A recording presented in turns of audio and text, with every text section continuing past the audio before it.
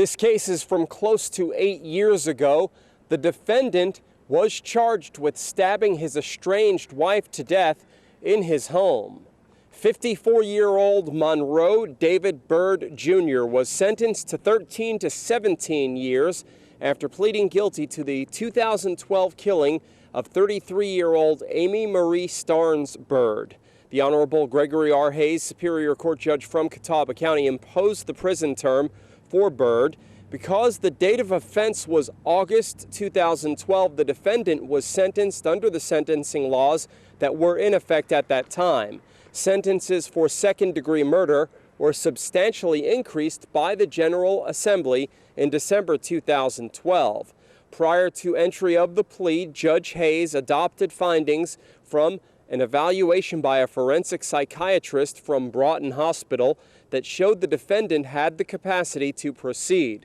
Byrd had been hospitalized several times during the 8 years since the murder to address his mental capacity. The murder took place on August 23rd of 2012.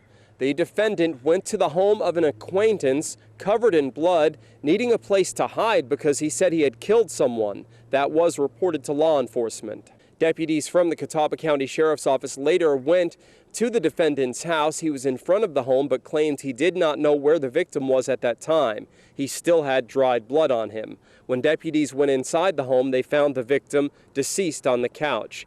Amy Byrd was stabbed to death by the defendant. The autopsy report showed that the victim died as a result of sharp force injuries to the head, chest, abdomen, back, and extremities. She had defensive wounds on her hands. Defense attorney Lisa Dubbs pointed out that Monroe Byrd had long-standing psychiatric issues dating back to 1992, outlining numerous evaluations and treatment regimens through the years. Amy Byrd's father, Paul Starnes, addressed the court saying that he wanted the defendant to know what he had put the victim's family through. Anguish and heartache that was still present even after 8 years, mentioning that her 4 children were having to grow up without her. Reporting from the Catawba County Justice Center in Newton, I'm Rob Eastwood, WHKY-TV News. Back to you.